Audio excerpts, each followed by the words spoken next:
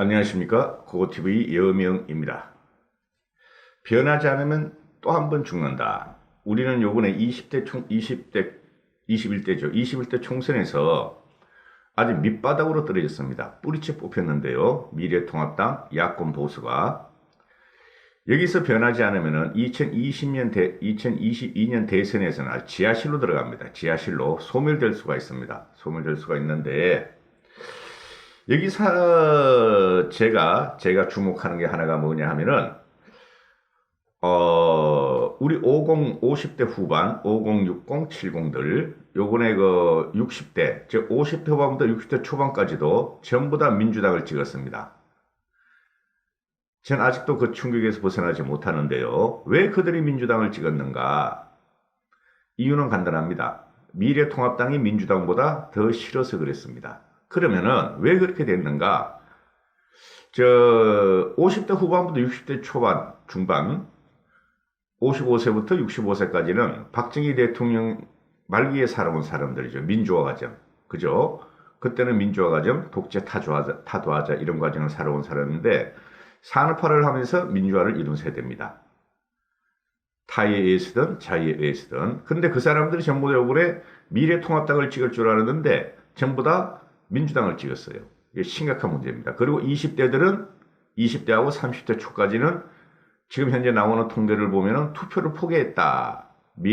민주당이 너무 싫은데 미래통합당을 찍을 수가 없었다. 투표했다. 거기서 판이 갈렸죠. 3040은 말을 할 필요도 없이 또 50대 중반까지는 전부 다 민주당을 찍었다. 그래서 그게 페인인데, 제가 유튜버를 하면서 간혹가다 말씀드린 게, 우리는 꼰대다. 꼰대라는 것을 인정하지 않으면 진다. 우리는 꼰대인데 꼰대의 특징이 뭐냐? 일방적인 의사를 강요한다는 것이죠. 일방적인 의사소통이다. 쌍방향이 아니다. 그리고 후진이나 자식들한테 대해서 일방적으로 지시를 하고 명령을 하고 인정을 받기를 원한다. 그래서 꼰대라는 것을 벗어나려면 젊은 후진을 양성하고 미래 세대가 뭘 원하는지 알고 자기가 좋은 경험만 갖다가 20, 30, 40한테 가르쳐 줬어야 되는 거예요. 그리고 나쁜 거는 말을 하지 않았어야 된다. 근데 요번에 20대 총선 과정을 제가 유튜브를 한 10개월 됐는데요. 10개월 동안 하면서 보니까 유튜브 세력이라는 것이, 우파 유튜브 세력이라는 것이 일방적인 강요만 했던 거예요. 물론 좌파도 그렇죠. 제가 솔직히 이제 우파 좌파의 프레임을 깨졌다고 저는 봅니다. 요번에 21대 대선에 2년 후의 대선 때 우파 좌파의 프레임으로 가가지고는 안 돼요. 그때까지 우파 보수가 완전한 재건을 한 다음에는 모르지만 지금 현재 상태로는 우파 좌파의 개념으로 하면은 또 집니다. 또 져요. 제가 보는 관점에서는. 그래서 갑자기 이제 꼰대론이 또 나오고 있는 거예요. 지금 진 이유가 꼰대들 때문에 졌다, 이렇게 되는 거죠. 꼰대들이란 게 누구냐 하면, 여기서 첫 번째, 미래통합당의 정체성. 그죠? 야권을 대표하는 게 미래통합당에서 미래통합당 전체의 정체성. 그게 꼰대의 기질이 있었다. 두 번째, 미래통합당 황교안 대표가 주도하는 지도부가 꼰대였다. 세 번째, 우파를 살리자, 좌파를 무찌르자 하던 유튜버들이 전부 다 꼰대였다, 이렇게 나오는 거예요. 물론 저도 거기에 하나죠. 우파 유튜브를 10개월 했으니까요. 그래서 요번에 필패 이유가 뭐냐면, 우리가 한 40% 전체가 얻었어요. 중도층이 우리한테 한 5% 주고 보수 우파 30%는 그대로 있었다. 그죠? 보수 우파가 35%면은 다 끌고 모으면 35% 정도 돼요. 그 다음에 좌파 진보는 다 끌고 모으면 한 30% 될 거예요. 그럼 45%가 중도인데 우리한테 한 5% 주고 저쪽한테 10%를 줬다, 이런 결론이 나오는 거예요. 중도 무당층이 좌우의 개념을 벗어난 사람들이 그렇게 되죠. 그리고 나머지는 선거를 포기했다, 이렇게 되는 거예요.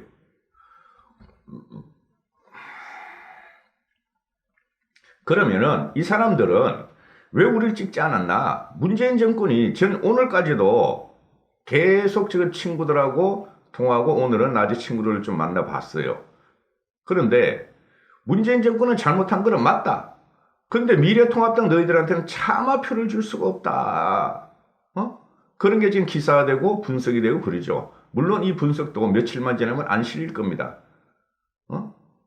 우리는 문재인 정권을 심판해달라. 고고 TV도 그러고 심판하자. 심판으로 투표로 하자. 민심은 문재인 정권을 칠 준비를 끝냈다. 어? 여기서 우리가 문재인 정권이 정권을 갖다가 더 연장하게 되면 우리는 사회주의로 간다. 현재도 사회주의고 전체주의로 간다. 우리는 그걸 원했죠. 그렇죠. 그렇게 외치면서도 그 사람들은 일반 국민들은 문재인 정권을 심판하는 것보다 오히려 미래통합당을 심판했다. 과거의 보수 같으면은 저희가 산업화에 우리는 지금 산업화 정신에 매몰되어 있죠. 솔직히 말해가지고. 그리고 제가 말했던 50대 후반부터 60대 중반까지 민주화 세력에 매몰되어 있죠. 우린 자랑스러워하죠. 그걸 솔직히 말해서. 그런데 우리가 심판을 당했어요. 근데 그 당시에 뭐가 있었나? 7, 8년 전까지는 그래도 보수라는 것은 품격이라도 있었다. 말이 정제되어 있었다. 그리고 상대편이 우리의 잘못을 지적하면은 얼굴 붉히면서 죄송합니다 하고 인정을 했었죠. 근데 이번 총선 과정에서 인정을 하지 않은 모습들이 곳곳에서 나타났죠. 그래서 대표적인 게 차명진의 쓰리땡.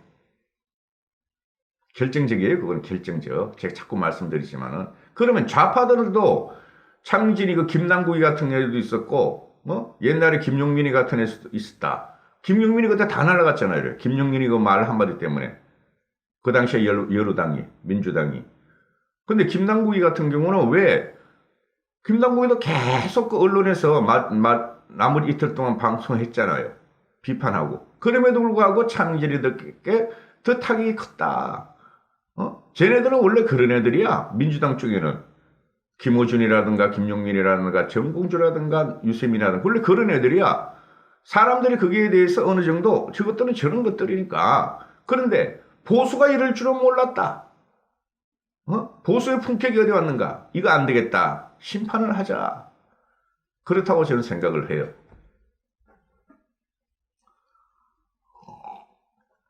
그래서 상공사공들이 보수 정당의 미래통합당에 뿌리 깊은 불신이 있어요. 상공사공은 그럼 제가 언급을 안 하겠다. 상공사공은 노무현 세대에 그죠? 교육을 받고 친노, 친문의 핵심이니까 말씀을 안 드리겠다. 뭐가 문제였죠? 세상이 바뀌었어요.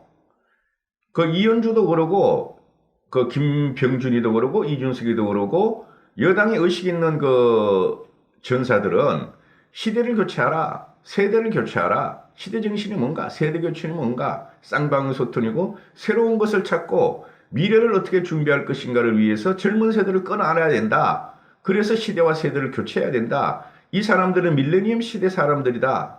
그죠?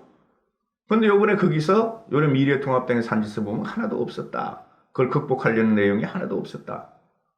근데 공천 중반에 딱 넘어가자마자 마지막까지 황교안이가 외풍을 넣어가지고 마지막 날까지 마지막 선거 몇 시간 안 된 것까지 자기 사람을 집어넣고 젊은 애들을 갖다가 4명을 경기도에서 탈락시켜버렸다. 거기서 결정적으로 한 번 위기가 왔었다.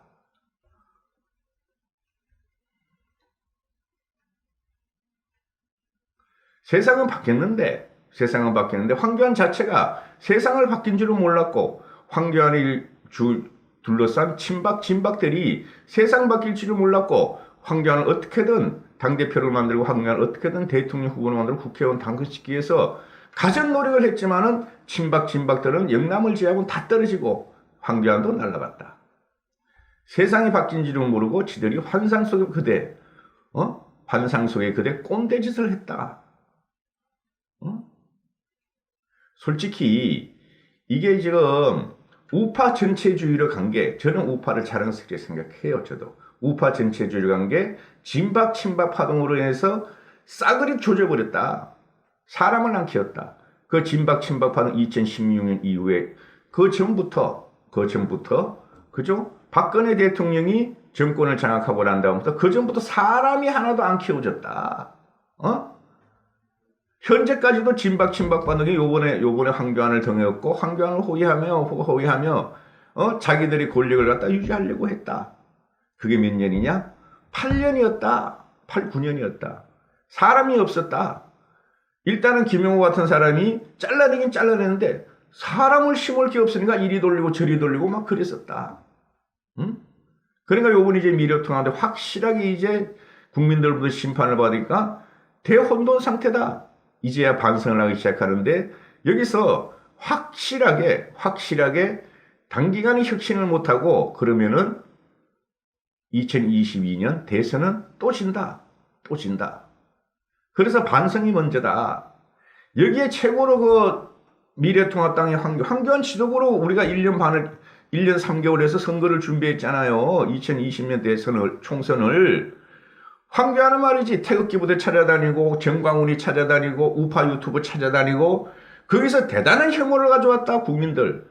그리고 황교안이 같이 특정 종교 개신교에 대해서 그래 집착하는 지도자를 이때까지 본 적이 없었다. 건드리지 않아야 될 걸 건드렸다. 황교안 대표하고 그 지도부는. 그래서 그 황교안 지도부가 황교안 측근들은 다 떨어졌죠. 영남을 제외하고는. 그죠? 물론 다른 사람도 떨어졌어요.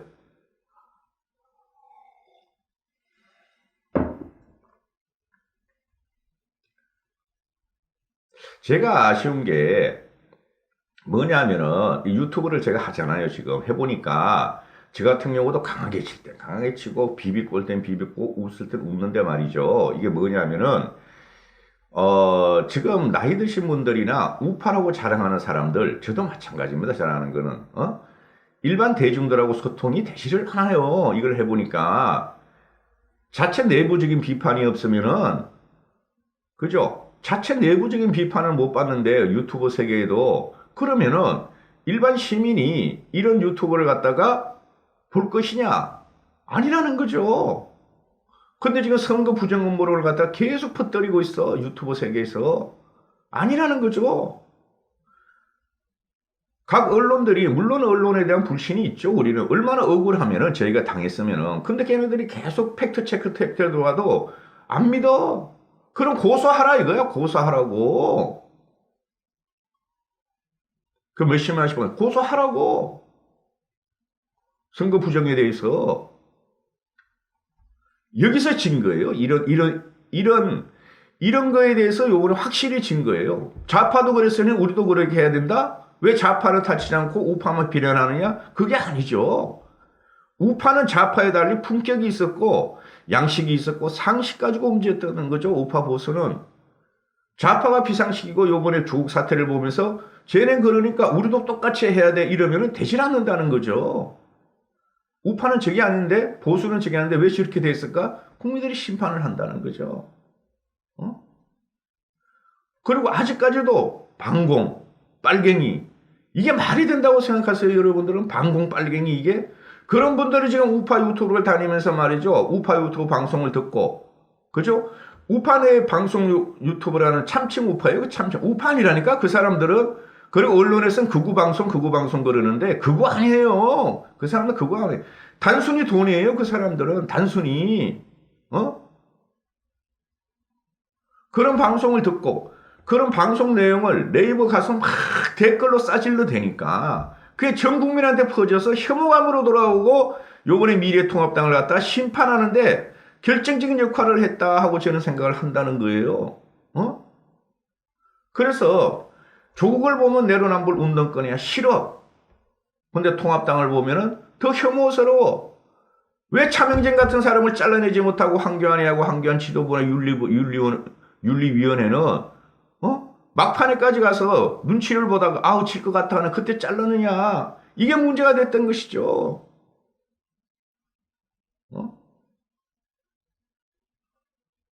제가 여기서 그 이윤정이라고 있어요. 이윤정. 제가 잠깐 언급한 적이 있어요. 유튜버 공천 과정에서. 이윤정이라는 애가 여연 퓨처 포럼 대표라고 이 30 몇 살인가 20 몇 살인가 30대 총가 그러는데 얘가 어디서 나왔어요? 경기도 의왕가천인가 나왔죠? 경기도 의왕가천에.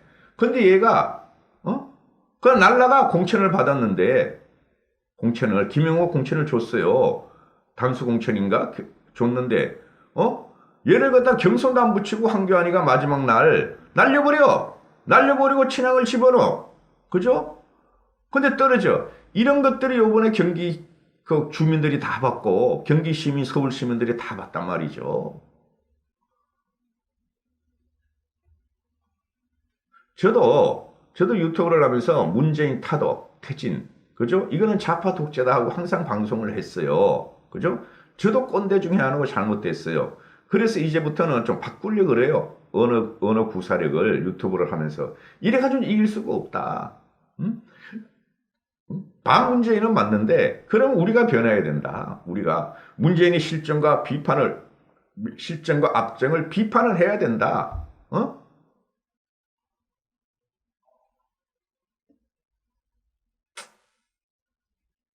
반도 못했네요. 반도. 그래서 이게 지금 우리가 희망을 가져야 될 게 이제 우리도 스탠스를 변화시켜야 된다. 유튜브를 접을 수 있는 이유를 말씀드렸고 결국에는 일반 대중 언론제를 요새 사람들이 별로 안 보고 인터넷으로 많이 보죠. 거의 다 핸드폰으로 보잖아요. 우리도 뉴스를. 그리고 SNS 이 사회적인 이거 네트워크 SNS를 가지고 운동을 하고 이게 영향이 크니까 유튜브도 22년에는 결국에는 22년 됐을 때 강력한 영향을 미치니까 팩트만 가지고 하겠다 이거죠. 팩트만 가지고 하자 이거죠. 상대편이 했던 방식대로 김어준이라든가 옛날에 김어준 약검수라든가 걔네들 아직도 그러고 있잖아요. 그죠? 그럼 걔네들 좌파 진보만 걔네들 다 알고 그러면서도 걔네 억셉도 하고 호응을 하는데 일반 국민이 싫어하잖아요. 그럼 우리도 똑같이 하면 안 된다는 거죠. 우리도 똑같이 하면은 저는 방송을 할지 그래가지고 팩트로 증명이 안 되면 한 번도 방송 안 했어요. 특히 남녀관계를 다루는 것을 하면 안 되는 거예요. 남녀관계 성적인 문제는 혐오로 왔다는 거죠.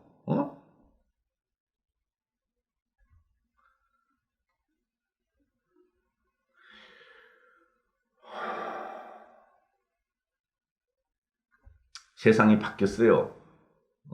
그거는 뭐 저도 이렇게 알고 있고 여러분도 알고 계셨죠. 그런데 공격하는 대상은 문재인 정권이 맞는데 사고하고 치는 어휘구사력이나 감성적인 부분을 그죠?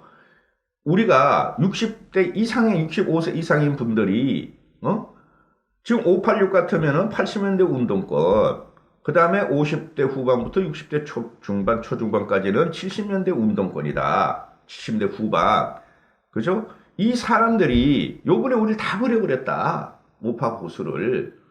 그 대표적인 게 그 꼴통 그 김문수 차명진이다. 이렇게 되는 거죠. 같은 시대를 살았음에도 불구하고. 그러니까 밑에 3040이나 20대들이 뭘 보고 우리를 찍어줬겠느냐. 미래통합당을. 그 대표적인 게 황교안 대표 같은 사람이나 그죠? 그 70대 사고방식 갖고 있잖아요. 후반도 아니라 초반. 70대 후반.